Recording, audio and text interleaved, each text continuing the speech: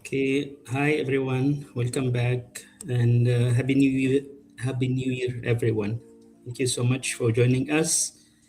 So today we are having the first global talk, Eco Leaders of Tomorrow, Green Horizon, and Future Skills. So we will have three guest speakers in this talk. And as we start, I'm inviting Ms. Michelle for opening remarks. So the floor is yours, Michelle. Thank you so much and welcome everyone. And yeah, Happy New Year. Wow, I'm so excited for 2026. We're off to hopefully good start in some parts of the world. Here in the United States, a little rough, but hopefully things will start to change here. But today's conversation is going to be about what it truly means to lead in a climate constrained, technology accelerated world. We begin with Dr. Khulud, who will explore how artificial intelligence is reshaping green architecture, transforming buildings into adaptive climate intelligent systems, and redefining the skill sets required for future eco leaders. Next, Mr. Mahmood will bring into the agricultural landscape, presenting innovative rain irrigation systems that conserve water, reduce emissions, improve food security, and create future ready green skills, which we are here for that as well, in farming and rural development. We will then hear from Ms. Yamin, who will connect sustainability with innovation, AI economics, and growth strategy. And finally, Ms. Ragda Yusuf will ground us in environmental stewardship and conservation, reminding us that protecting nature requires both individual responsibility and collective action, especially among emerging eco leaders. So, together, all of these voices paint a powerful picture of how technology, systems leadership, and values converge to shape the future sustainability leaders of tomorrow. And as we continue into this, we want to make sure that you mark your calendar for Thursday, January 22nd, for our next program. And we want to share just a little bit about what some of our goals are just within the Green Chamber expansion movement. 2026, we want to see 50 new country affiliates. So those are organizations and top leaders within each of the countries, wanting to start a green chamber movement within each of those, and then have 5 new established national green chambers. We didn't show all the green chambers that are up there right now, but if you have interest in helping with that green chamber expansion, please reach out to us.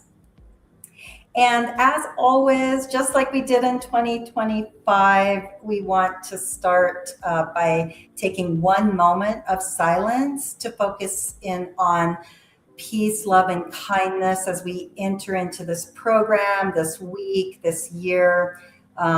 As I mentioned, there's many good things happening in the world, but there's many struggles, and it's just nice for us all to give the good energy heading into this new year. So we'll take one breath of silence.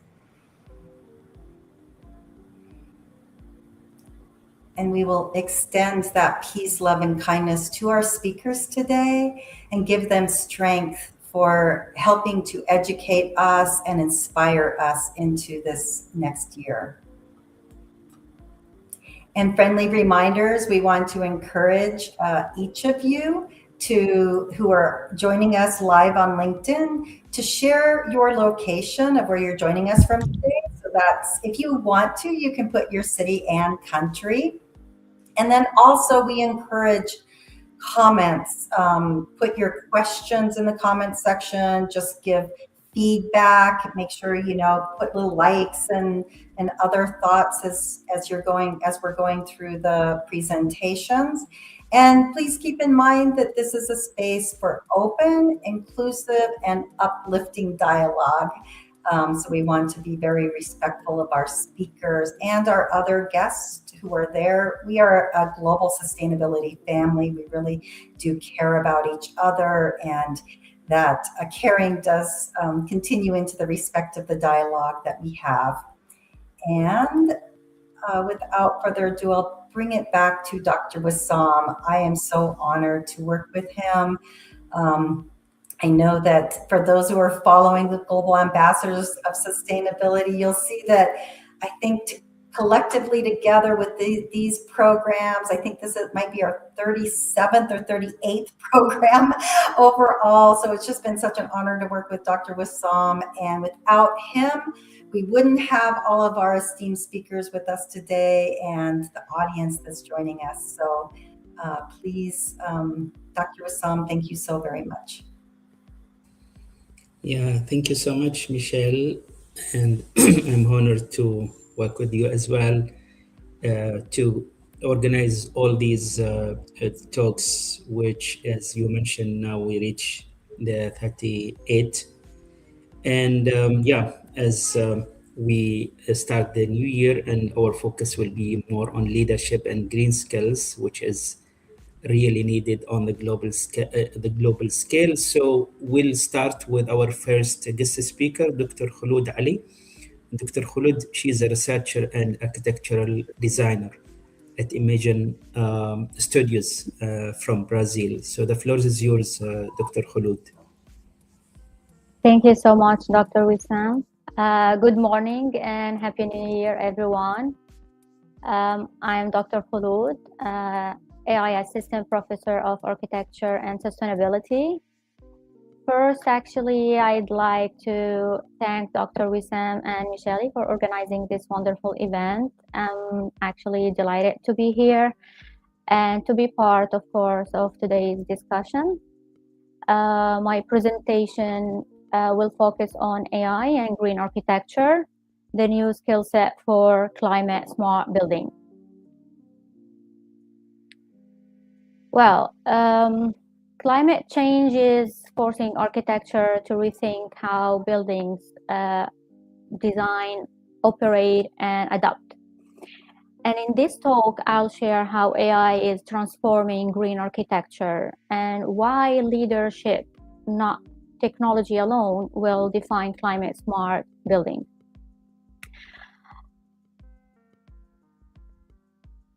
Okay. So for a long time, actually, green architecture has been about following rules, right? We design buildings with good orientation, insulation, shading, efficient materials, and we check if they meet sustainability standards and codes. This approach assumes that the climate is stable and predictable, and this is where climate intelligence comes in. As you can see on the left, sustainability is a checklist. On the right, the building is alive, sensing sunlight, wind, occupancy, and adapting in real time. So instead of designing for expected conditions, we design buildings that can sense, learn, and adapt. So sustainability is no longer about compliance on paper. It's about real performance every day. And this represents a major shift in architecture from a static object to an adaptive system. It also means architects and engineers need new skills, not only in materials and form, but in data, systems thinking, and AI-supported decision-making as well. Here, okay, so now let's look at how buildings actually work when they become intelligent. Traditionally, buildings are designed as static objects. They are programmed once based on assumptions about climate and use, and they stay that way even when conditions change. But recent research describes high-performance building in a different way, not as inert structures, but as a cyber physical systems, combining physical form with digital intelligence. And with AI, buildings begin to act more like living systems. Sensors collect real-time data, temperature, daylight, air quality, energy use, and machine learning reads these signals, recognizes patterns, and anticipate what comes next. And actually, this is the real shift learning, because traditional automation follows just fixed rules, and intelligent systems learn from experience and they get better each time. The result is, as you can see, a building that is more stable, more efficient, and better prepared for climate extremes. And architecture actually continues to evolve long after construction ends. It doesn't stop there. Okay, so if buildings are becoming intelligent systems, the next question is, what does that mean for us as professionals? Well, AI-driven sustainability isn't just a changing technology, it's changing who does what. Traditionally, architectural and engineering education focused on form, structure, and code compliance. And of course, these skills still matter, but on their own, they are no longer sufficient.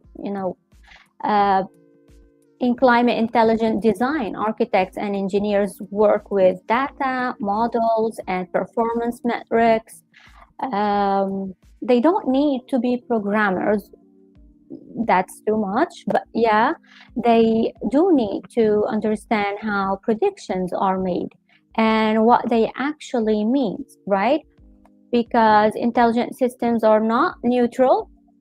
We know that algorithms carry assumptions, priorities, and values, and I believe that someone must decide when to trust them and when to question them and challenge them and say, okay, I'm gonna change this and I'm gonna adopt this. So in this slide, you can see that the center is a new profile, the climate smart professional.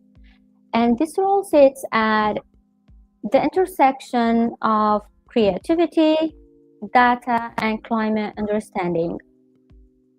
Design creativity still matters, and it will do, but human intuition, imagination, and sensitivity to space and experience remain irreplaceable. This is what I think, because AI doesn't design for us. It expands how far our ideas can go.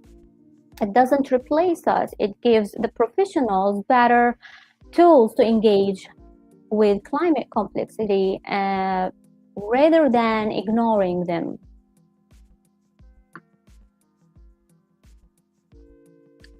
Okay, so now let's talk about when decisions matter most. Research shows that the most important sustainability decisions happen very early in design, like orientation, massing, facades, glazing ratios, layout. These early choices have a long time impact on energy use. Not only energy use, comfort, and carbon for many years, for decades actually.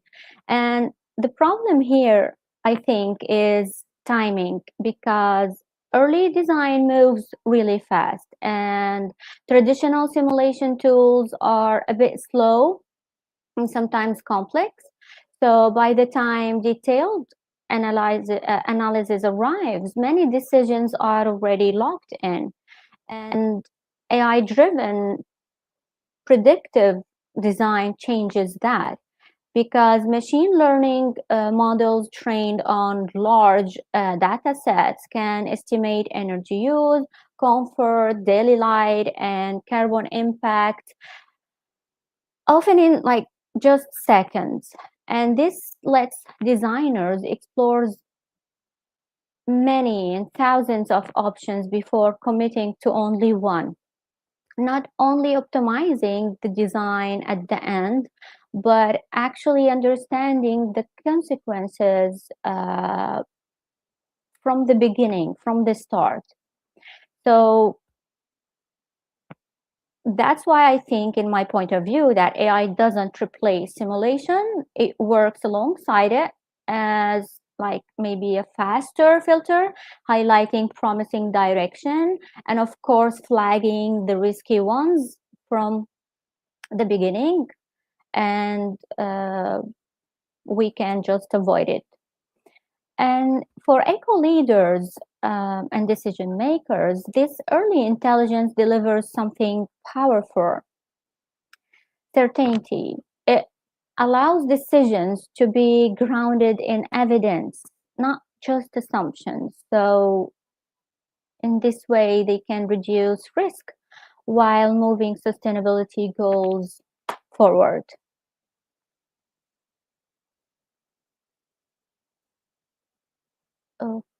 Okay, so so far we talked about design. Now I would like to talk a little bit about what happens after the building opens.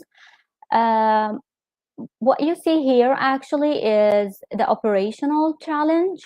Energy use during operation is, the largest contributor to a building's life cycle carbon emissions. And traditional control systems simply react after demand spikes happen. If you look here at the red curve, this represents rule-based traditional control, fixed schedule, sharp peaks, high cost demands, and of course stress on the grid, right? Now, if you compare it with the green curve, well, this is the AI optimized performance. AI continuously forecasts energy demand, weather conditions, um, occupancy patterns. It just doesn't wait for peaks. It anticipates them. This is where intelligence replaces rigidity. And instead of like fixed schedules, we get adaptive load profiles. Energy is shifted, stored, or maybe exported at the right moment. And this, of course, is going to reduce the peak demand while maintaining comfort.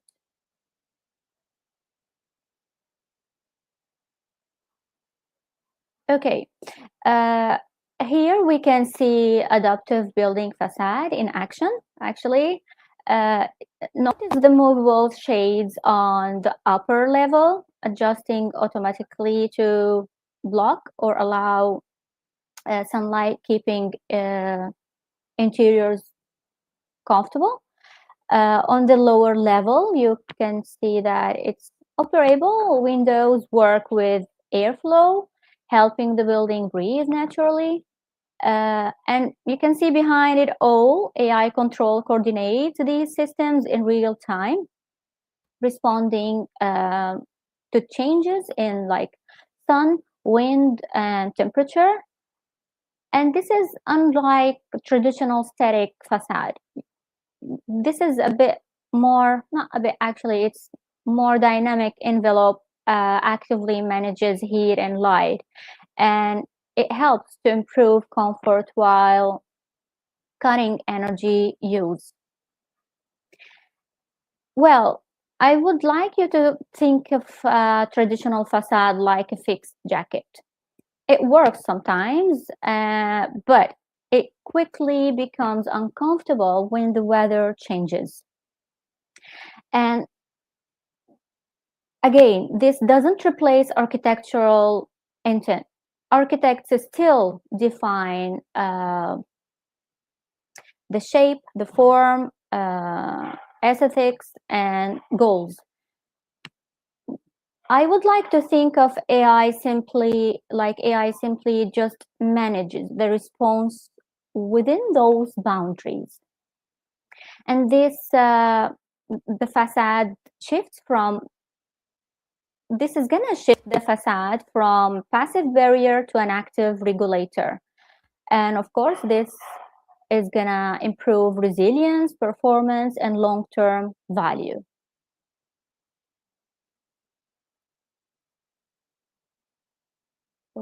Okay, here's the question that we don't ask often enough. We can optimize systems and hit every target, but how do these buildings actually feel to the people inside them? Well, many of our buildings look sustainable on paper, right? Yet fail from the user's perspective. Temperatures swing, air quality declines, and lighting feels sometimes uncomfortable. And when this happens, I believe that both sustainability goals and occupant certifications both suffer. So AI enables a shift toward human-centered intelligence, as it's shown on this slide. Instead of focusing only on efficiency, intelligent systems respond to how people actually experience a space.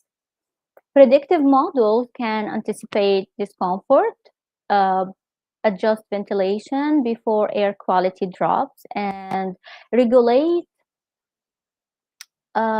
daylight to reduce glare and visual strain.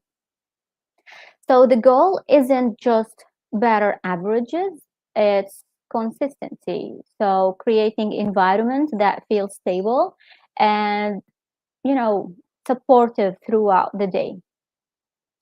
As we know, the quality of indoor environment, it shapes productivity, learning, and mental well-being.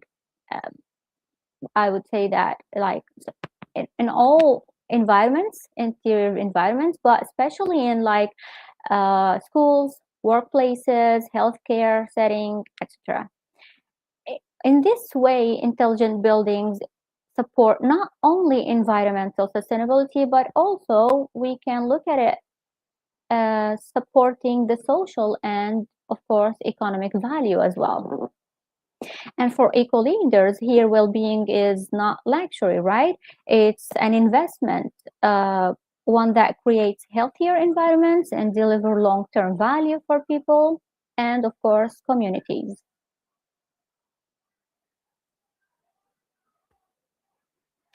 Now, imagine that a building facing conditions it was never designed for. So most buildings don't fail, in my point of view, because they are poorly designed. I believe they fail because they were designed for a climate that no longer exists. Take a look at this chart. The blue line shows the static resilience. Think of it like fortress. It seems strong, right? Until a climate stress event hits, like, for example, heat waves. And then it drops sharply. Brute force defenses just can't handle unpredictable threats. So now if we check the red line, the adaptive resilience, it starts a bit lower, of course, but it's smart. It anticipates the event, responds in real time, and bounces back quickly. This is what we mean by intelligent adaptation. Buildings, and even we can talk about city scale, can learn, adjust, and recover stronger than before. For me, and that's what I can read, that the message here is clear. In a world of extreme weather that we are facing nowadays, real strength isn't about standing rigid. It's about being more flexible, being adaptive, and always learning. Well, Dr. Khulud, I'm sorry, you have 5 minutes, please. yeah, okay, I still have like 2 slides and that's it.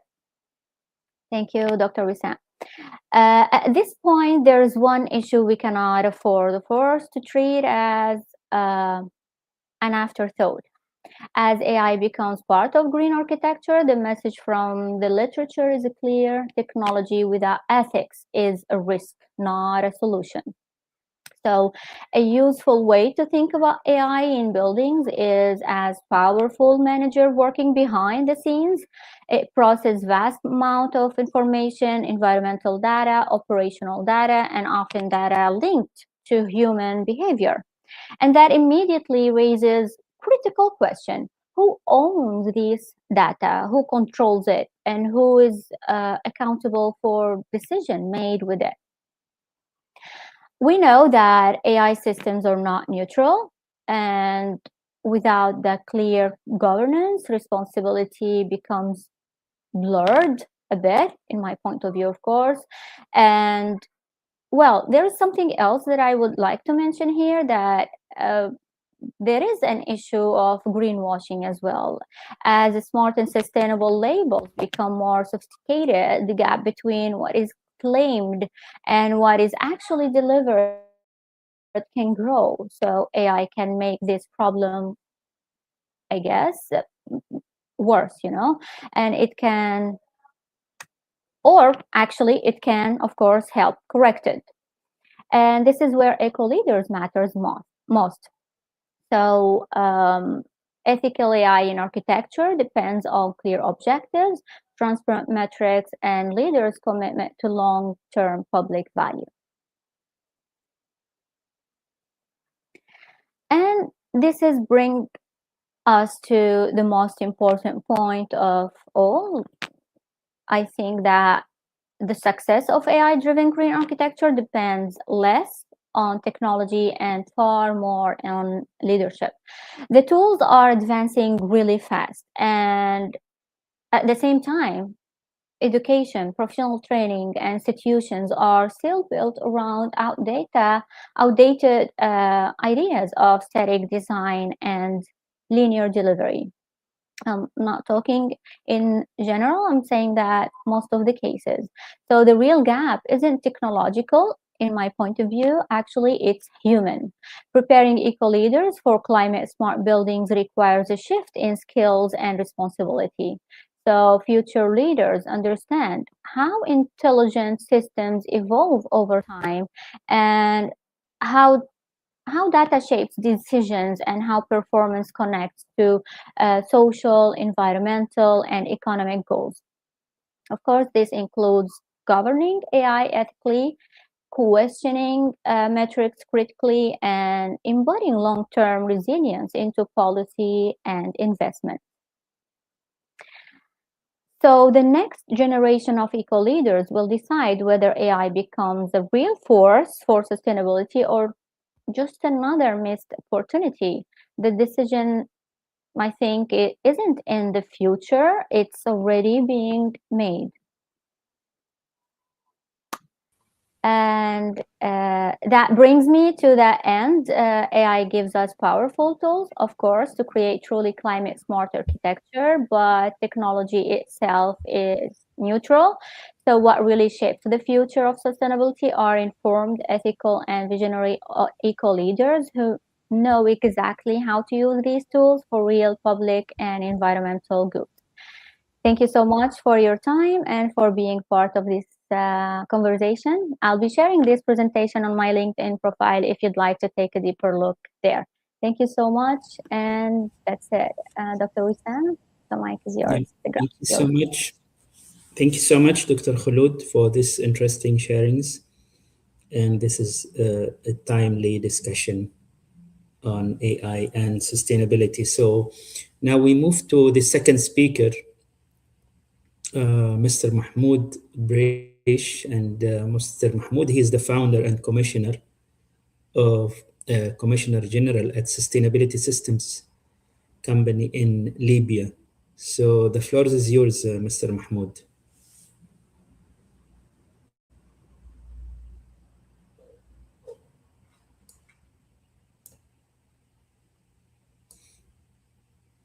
Okay, sorry. So I think Mr. Mahmoud is facing some difficulties. So we move to the next speaker, Ms. Raghda Youssef. And Ms. Raghda, she is from the General Secretariat of the Arab Union for Sustainable Development and Environment from Egypt. So the floor is yours, Ms. Raghda. Thank you, Dr. Wissam, and thank you, Michelle, for this invitation. My presentation today about nature and how we can save our earth and protect it.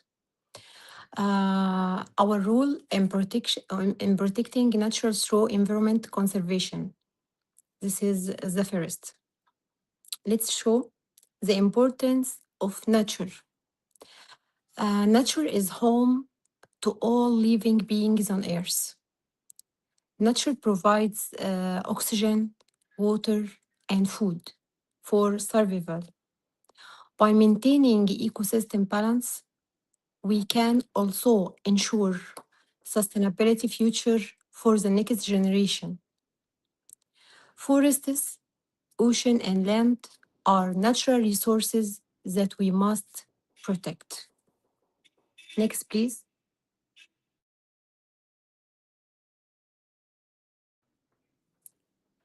Environmental issues we face. What's the environmental issues we face? Various human activities have a negative impact. If not addressed immediately, these issues could permanently disrupt the ecosystem balance. Here are some of challenges we face. First, deforestation. Deforestation causes habitat loss and global warming. Second, air, soil, and water pollution are polluted by industrial waste. Third, extinction of species due habitat destruction. Fourth, global warming causes more frequent natural disasters. What's the negative impact of damaged nature? If we don't act now, environment will be severely damaged. And the following things will happen. Number one, natural disasters such as floods, droughts, and landslides are increasingly common. Worsening and water quality, decreasing biodiversity and extinction of species. Fourth, food crisis due to infertile soil and unstable climate. Let's show how to protect the environment by small steps. We all have a role to play in protecting the environment because small steps can have a big impact if done collectively. Let's discuss it on the next slide. At first, reducing waste and recycling waste. To protect our nature, we can reduce plastic waste. How? By using clothing shop bags and reusable drinking bottles. Also, separate waste by type so that it can be easily recycled. Organic waste can be used as a compost to fertilize the soil. At second, planting trees and saving resources. Trees can help reduce air pollution and maintain soil fertility. So start planting trees around your house. Also be wise in using water. Environmentally friendly technology. How to use the AI technology in environment. Technological advances can be utilized to support environmental sustainability.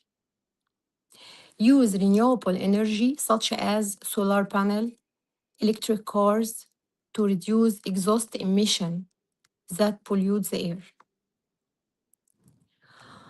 The role of individuals and communities. I think this is the most important slide in this presentation. Every individual and community has an important role in protecting the environment. We can join the environmental community in cleaning activities. We can also buy environmentally friendly products. In USA, they have many places to buy these products, our eco products, and in Egypt and the airport also. Green skills building sustainable future. Next, please. What's the green skills? Green skills are knowledge, abilities, and attitudes that enable individuals to support environmental sustainability and the climate resilience across all sectors. They combine technical expert with responsible decision making to reduce environmental impact and promote long-term ecological balance. For emerging eco-leaders, green skills empower youth to create solutions that protect natural resources, strengthen communities, and drive sustainable economic growth. By integrating green skills with future digital competences, young leaders become capable of shaping resilient societies and leading positive environmental change. At the end, let's start now and create a better world for future generation. Many thanks. Yeah, Many thank you so thanks, much, Dr. Sarah. Wissam. Many thanks, Michelle. Yeah, thank you so much for Yeah. these interesting remarks and presentations on Thank you. our role to protect the environment. So I think while waiting for the third speaker to join us, we can start taking some questions from the audience, and I'm inviting Michelle to moderate the Q&A session. So the floor is yours, Michelle.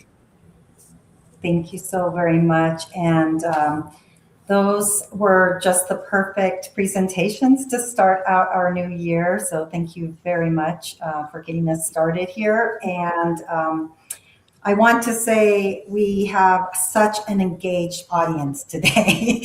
So wow, I can tell it is everyone is inspired to start taking action, and they've provided so many comments, so many questions, and just to provide insight to our global audience.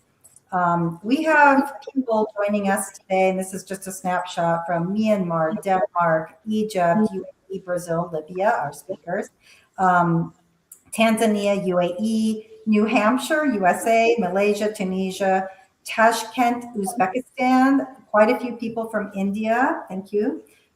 Kitchener, Ontario, Canada, Nigeria, Bangalore, India, USA, Switzerland, Morocco, Egypt, Eli, UK, Kathmandu, Nepal, Pakistan, Gaza, Namibia, Saudi Arabia, and many more. So if you're out there in the audience live right now, keep adding your location, and feel free to continue adding questions. But we will get straight into the questions.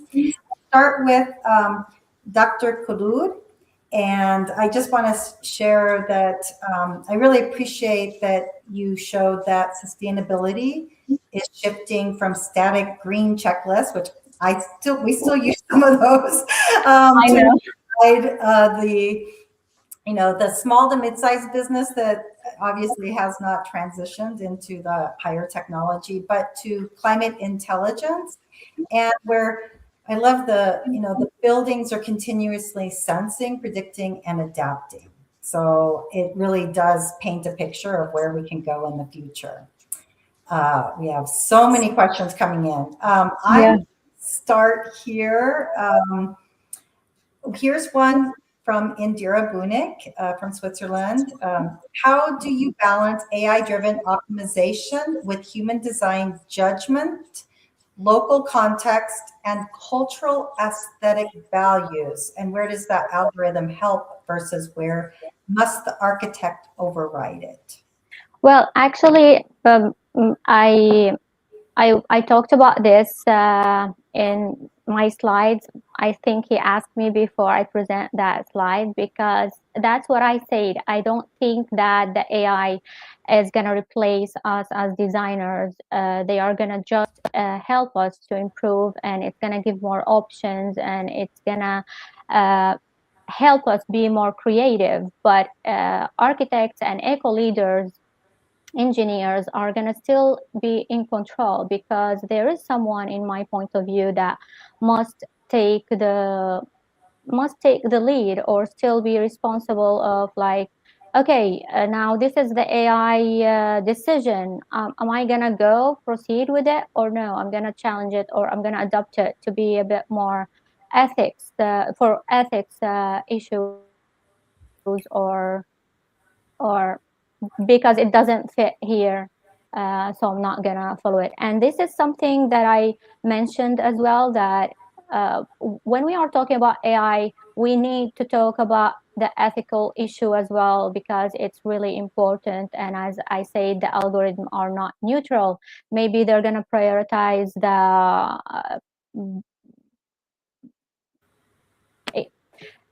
decrease the use energy instead of human comfortable. So we need to have a tool to question them, or to just say sometimes no to the decisions that are made by the AI. Yeah, and I think that that's probably where Indira was going, even though it probably was a timing thing too. It's just like, when is that decision made? How is it made? Who owns it? Who's going to be responsible? All these questions are still under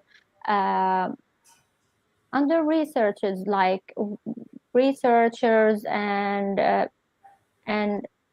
architects, or eco leaders, future eco leaders, are still doubting this, and they are questioning this, of course.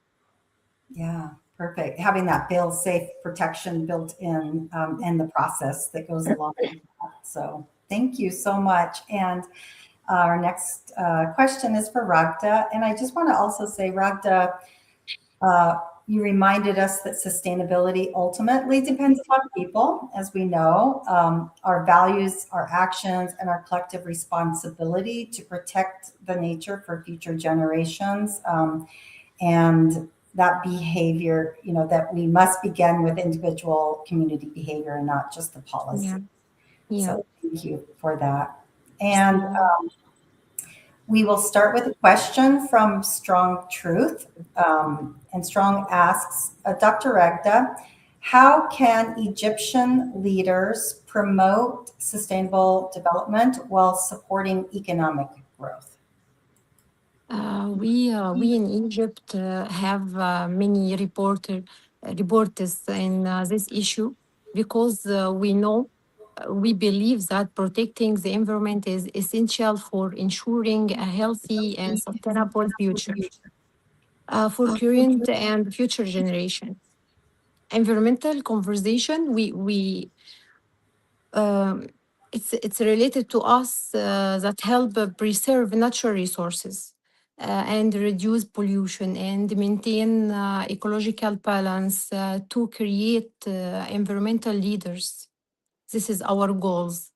Create environmental leaders. We must raise awareness from an early age, encourage critical thinking, and promote responsibility toward nature by education, community involvement, and practical initiatives. I think empower individuals to take action, inspire others, and lead positive environmental change by nurturing environmental leadership. Societies can move from awareness to meaningful action in protecting our places. When we see it from another vision to economic, it's affected in economic. This is natural. Yeah. Thank Yeah. you. And Steve. just out of curiosity, I think about this all the time because we focus so heavily on critical thinking with our collective teams. Yeah. And do you think AI is enhancing our individual critical thinking skills, or do you think it's diminishing it? Exactly. AI affected on our individual thinking or the society, all like Dr. Khulud said, and we must take in our mind the ethicals of AI. This is most important to learn it deeply. Yeah. Yeah. Thank you so much. I Thank really you. appreciate it. And our next question is for Dr. Khulud and Mohammed Akhtaruzaman Hassan asks the question, climate change is a human induced event. How is AI aligned with it? That's a great question, actually. Well, actually, AI helps us understand and reduce human impact by analyzing emissions, right? Not only analyzing emissions, but energy use as well. Uh, Climate risk at scales human cannot manage alone because it's too much for us. And I believe it supports better decisions in buildings, infrastructure, and resource management. Sorry. So um, this is actually where the most emissions are generated. And I read his question. He's like asking, and he's into critical ways. So I don't know, but I feel like AI reflects human values somehow. It can either like reinforce unsustainable behavior, or it can support medication and adaptation. So it depends really on how it's designed or how it really managed or governed. I don't think that AI is by itself like, I don't think it's a solution to climate change. I think it's really aligned with the human responsibility. I'm not going to take a human responsibility out of here. It makes humans, in my point of view, of course, more powerful. It gives the human a powerful tool to correct the human driven damage. That's what I can see in this. I hope I answered his question. Absolutely. Thank you so much. And we will go to Ms. Rakta. We have a question from Eunice Mafikuyomi. I apologize for mispronouncing any names. And Eunice asks, what's our take on enforcing individuals or industries to plant one tree in their individual house factories, because most times trees and bushes are cleared out. It's either for residential or for industrial purposes. Eunice, when I say plant a tree, this is the first step. You have an individual responsible for your earth or for our environment. Okay, this is the first step to encourage people to start with themselves. Notice this is a law. Okay, but we can force our environmental from practices and building environmental leaders.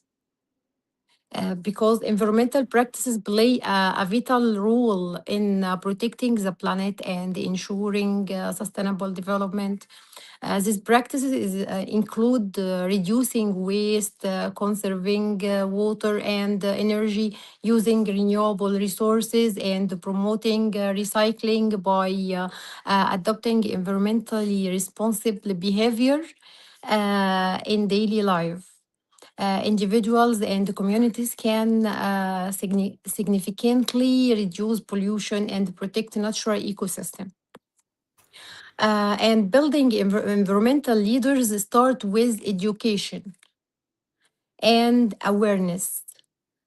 When people understand environmental challenges such as climate change and resource depletion, they become more motivated to act. Schools, universities, and community programs help develop leadership skills by encouraging critical thinking, teamwork, and problem solving. Practical activities such as environmental campaigns, clean up initiatives, and sustainability projects allow individual to apply knowledge and take responsibility. Environmental leadership is also strengths through community engagement and innovation. Leaders inspire others by setting a positive example, like the tree. Yeah. Okay, okay. See, it's clear. Yes, yeah, that's so perfect. And great question. Thank you, everyone, for Thank continuing with your questions. thank you, Eunice. Thank you. Yes, and our next question is for Dr. Khulud.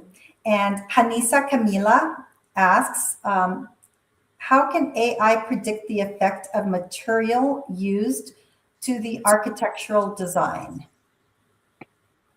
Well, it is. AI can predict how material choices affect the architectural performance before construction, and this is really important. From anyone who's working in this area knows exactly how this really can improve the performance of the building. So, by combining material data with of course, simulation models, I think that AI can estimate a little bit the impact on energy use, thermal comfort, the carbon emission, and this is, a long-term durability. But uh, in my point of view, this is where, or this is how can architects benefit from it, because it allows architects to compare materials at early stage and select options that better align with design intent with environmental performance. Yeah, I've seen where they're even allowing you to visualize it in many ways. There's so many new tools that you can instantly plug and play to adapt different materials. One organization that we work with is called Archimat, and they're doing all kinds of programs like that in the predictive way. So yeah, thank you so much, Dr. Thank you, Michelle. And Ms. Ragda, Okay. Indira Bunik asks, when you say our role, whose role do you mean? Youth, communities, professionals, governments, all of us? And what specific conservation actions can each of us take in the next 90 days to create measurable impact? Ooh, I like the number. Perfect. Perfect question. Thank you. I mean, all of us. This is the first. I mean, all of us. I will give here many types for environmental to be lead your role for the environment. You can start with uh, knowledge at the first knowledge about environment issues such as the climate change, pollution, and resource depletion. Understanding the roots causes of these problems. When you understand, it help in creating effective solutions and setting clear goals and realistic action plan is essential for making a real impact. And to be environmental leader, you should lead by example by adopting sustainable practices like reducing waste, conserving energy, and supporting renewable resources. Community involvement is also key. Listening to people's concern, encouraging participation, and building partnership can string solution and create collective responsibility.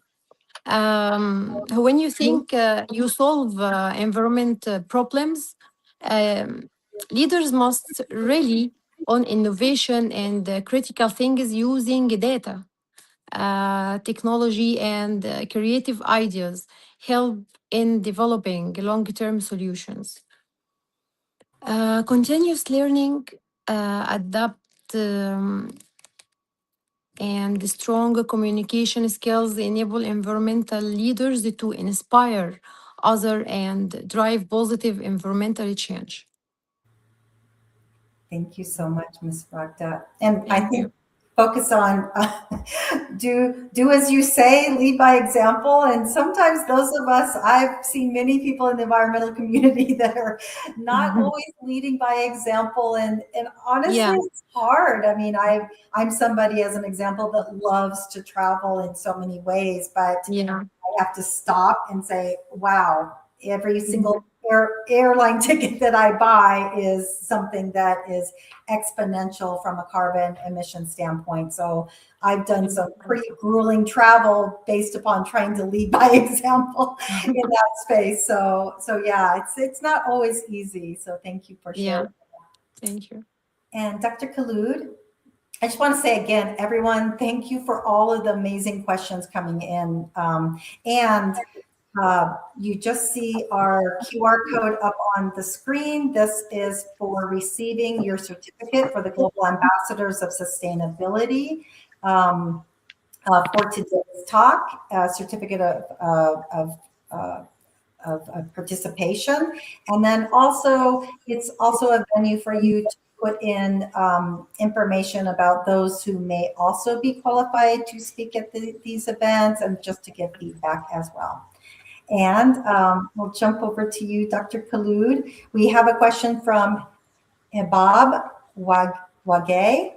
And Hebab asks, how does a strong body of research link high quality indoor environmental impacts, such as the thermal comfort, IAQ, and daylight to improvements in human health, productivity, cognitive performance, and mental well-being?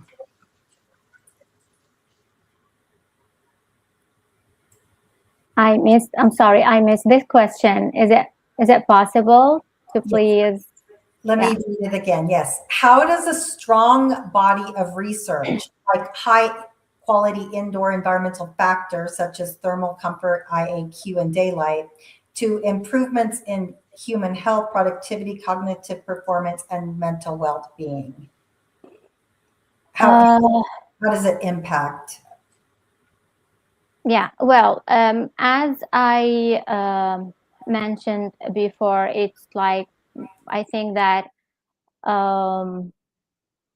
AI simulations and visualization make sustainability visible and tangible to clients. So when clients can see that, or people who are using this environment can see that, well, the material choices affect daylight, heat, energy, bills, long-term comfort. It's gonna affect their comfort, of course, when they are living there in that environment. And it's not only we are predicting the future, it's we are using the climate scenarios ranges for studying the stress and test the building across extremes, and we can prioritize the rope set, passive test, tangible strategies first, you know. Perfect. Yes. Yeah. Thank you so much. And Ms. Rakta, how can we prevent performative conservation and cultivate deep long-term stewardship mindset instead?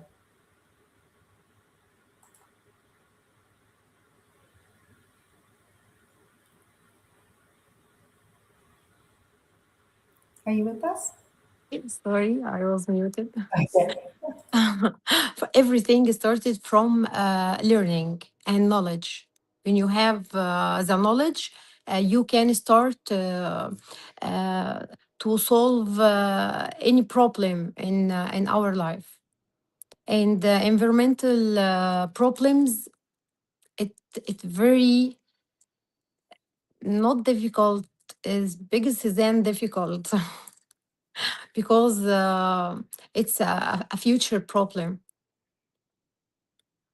By knowledge, we can solve anything. By knowledge and learning, you can start. Yeah, this is uh,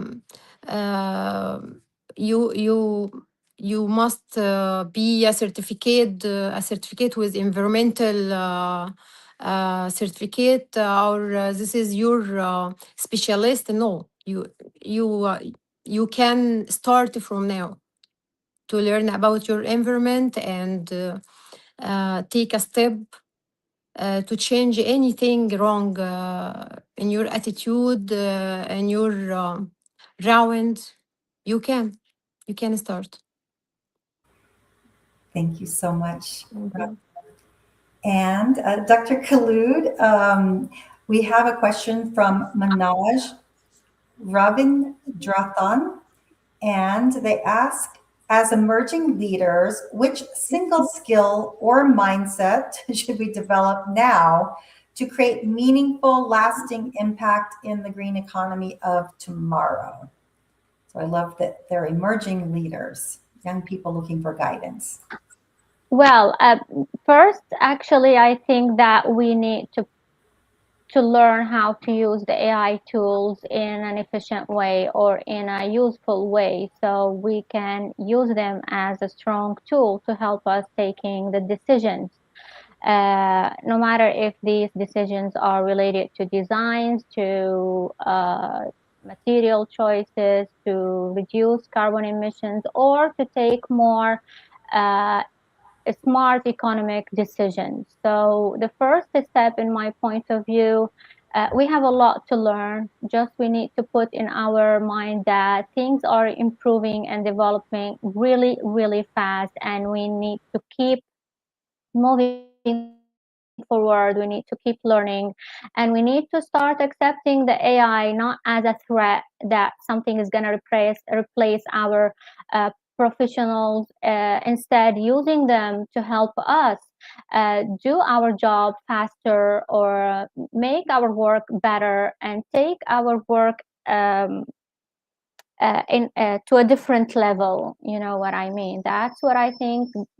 We need to start there, and after that, for each one of us, even if we are in different areas, we're going to find what is the mindset or what are the tools that we need that is going to benefit us the most. Yeah, because it is a threat to many people if they don't learn the skills. Accept it. Yeah, I know so many people, especially young people who they're just coming out of college, or even if they've started in their career, but they're worried that they're going to get the boot, as many people in the United States definitely have. But I think that you bring up such an important point, and one that we try to share as much as possible, is like, be on the cutting edge at all times, be in the know. I know with Dr. Bassam, I watched Dr. Bassam put up constant certificates of his constant learning everywhere, from LinkedIn Learning to other types of learning. So if we are not staying up on it, then we are definitely going to be We're gonna be behind. and then the AI is gonna be a real threat for all of us. That's for sure. Yeah, no, very good. Such good information. Thank you so much. And Ms. Ragda, we have a question from Indira Bunik. She asks, what's one systemic barrier preventing conservation from scaling? And what would it take to dismantle that barrier? Sorry, again, please, I missed this question. What is one systemic barrier preventing conservation from scaling? And what would it take to dismantle that barrier? It's a hard question. Good question, but hard question. Oh, I think we might have lost. Oh, I think she's not with us anymore. Yeah, Dr. Kalu, do you want to tackle that one? It feels like that's a difficult question, but maybe you have an answer for that. Oh, the question you asked Miss Ragda. Oh my gosh, I'm sorry, but I. Yes, Ragda. I didn't. There's a problem. Yes. Yeah. Technical problem. I'm here with you. Did you hear the question, or did you need me to read it again? Yeah. No, again, please. Okay. What is one systemic? Oh, she's gone. Well, let's see. We will come back to that question. I know we're running out of time here, but let's jump up. There's so many amazing questions for you here, Dr. Khulod.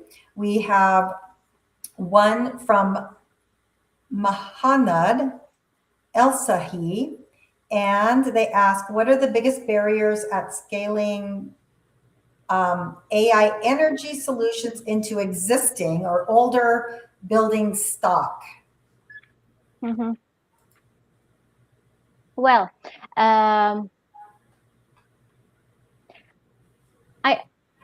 I had a study where we used or where we studied the value of using the AI on an existing buildings already, because we have, of course, the AI, it's not only for the design phase, as I mentioned before. It works during the design first, of course, because it's gonna reduce the carbon emission, the embodied carbon emission, which is really important.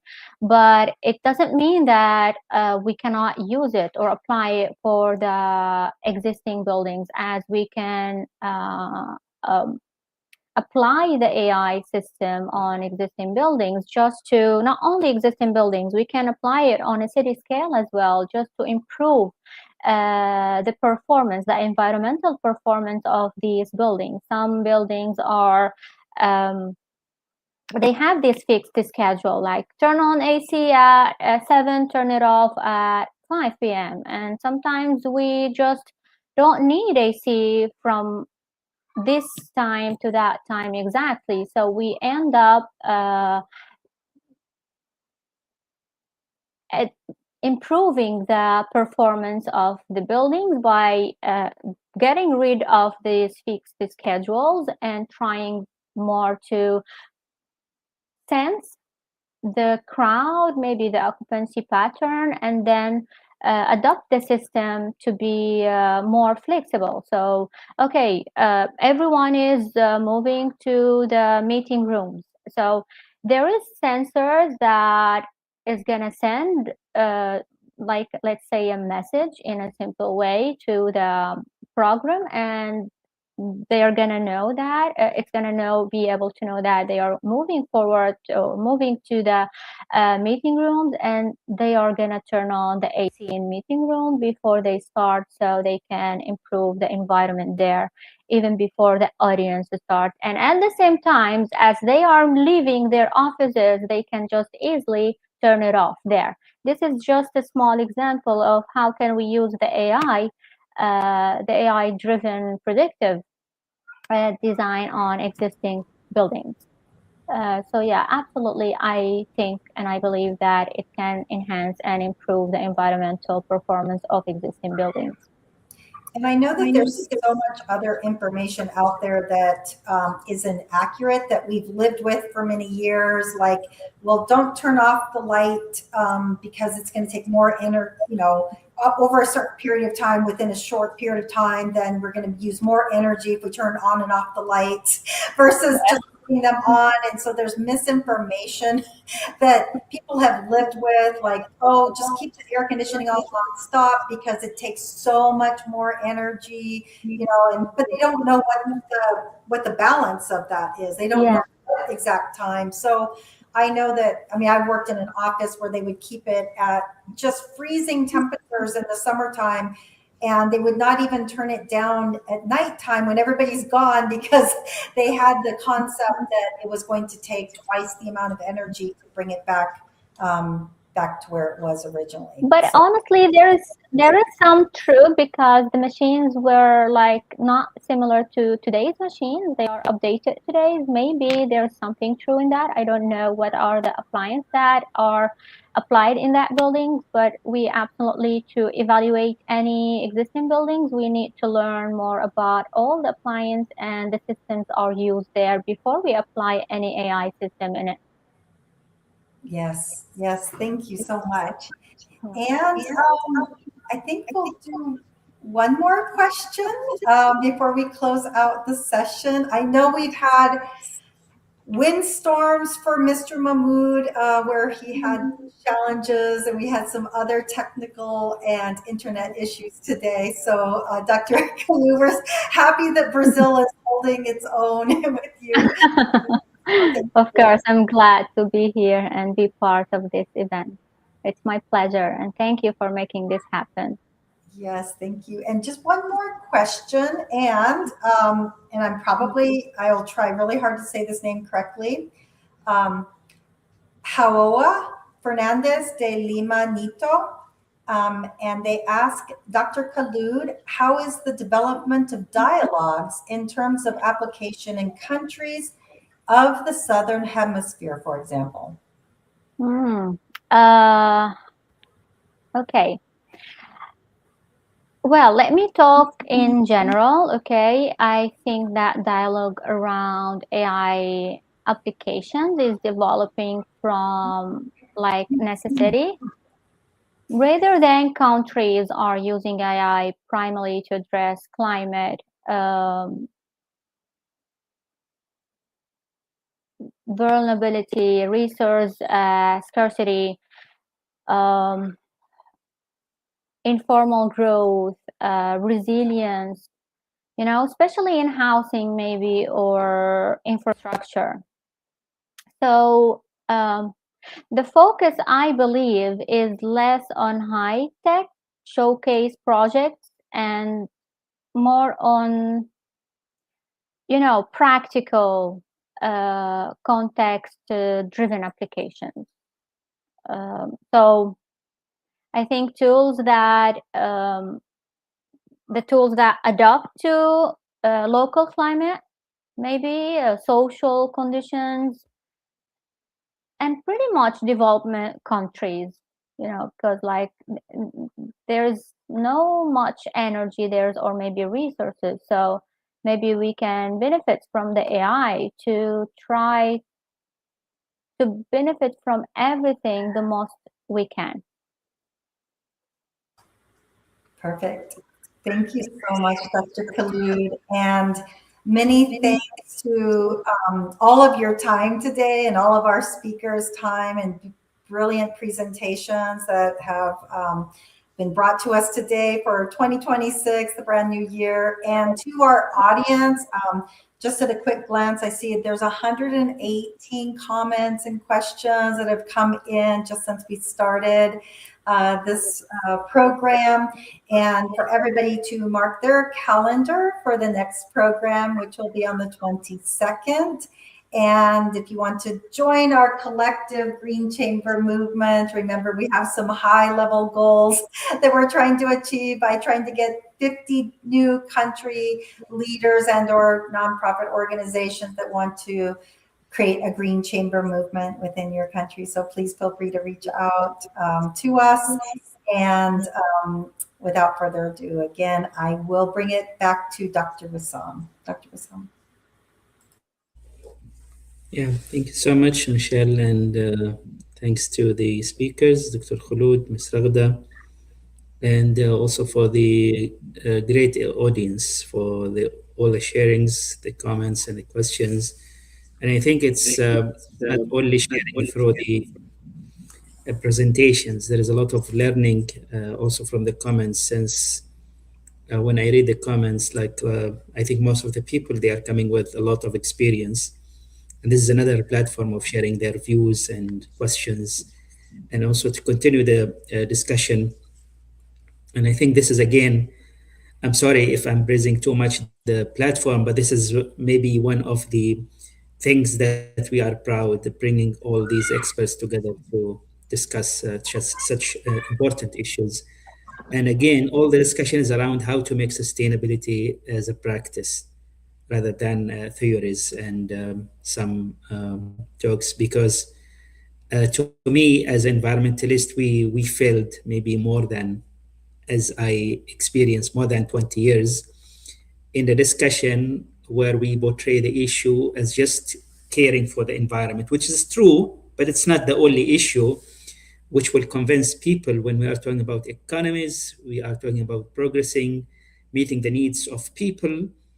We have to find also other scenarios that will convince the business people to transform towards sustainability. And I remember, just maybe because one of the question was about the scenario in Egypt, I remember in 1998, I was during my degree, I visited Egypt and I met one of the guys I knew through family ties. So he was in the business of recycling in 1998, even before people talking about sustainability, talking about SDGs. And I'm sure he was doing that because of the profitability of the sector. So if we want to promote the sustainability practices, this is the smartness and the cleverness of the sustainability practitioner on how to transform that into a profitable business. Yeah, that is part of the story, because definitely you still need the laws and regulations to monitor some of the risky, the toxic industries. But to encourage more people to get engaged, we have to find ways on how to make this sector more profitable, so that you can create that momentum of the practicality of sustainability. I think this is happening in a different scales in different countries. Depends on the scenarios, on the funding, on the support from the leadership. It is happening maybe in a faster rate in some countries, in a slower rate in other countries. But yeah, this is the way forward. And I think this is the role of your role as experts, as practitioners. And I think one of the issues also, because we have a lot of success stories globally. So sharing those success stories, it might also speed up the transformation. While, I mean, we don't have everybody to recreate the wheel, to reinvent the wheel. But when we share those success stories, that will shorten the time frame in terms of the progress. And I think, again, this is one of the benefits of this platform. Like when we see, I think every time at least we will have like 20 countries being represented, 30 countries.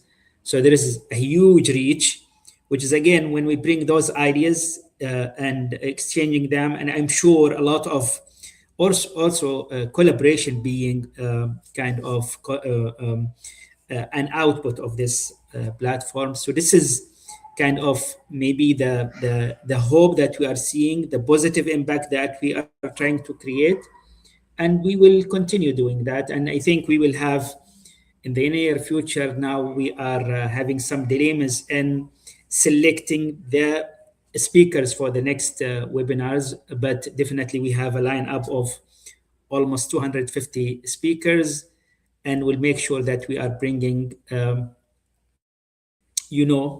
that success stories to be shared, and that potential for networking to be established. And again, and I think we will succeed in that. I'm very optimistic into transforming all these ideas into practical and also profitable for people, so that it can be also sustainable environmentally and financially. As one of the audience, I think Dr. Tamer, he was mentioning a lot about financial sustainability as he's coming from the banking sector. So this is what we are planning to do in the near future. So again, thank you so much. I'm sorry for the long ending of this webinar, but thank you so much. And again, we are enjoying this discussion, and we'll continue doing that. So thank you so much for the speakers, for Michelle, for the team, and for the audience. And have a good time, everyone. We'll see you in 2 weeks' time. Bye-bye. Thank you for you as well, Dr. Wissam and Michelle. Hope to see you soon. Thank you. Bye-bye. Bye-bye.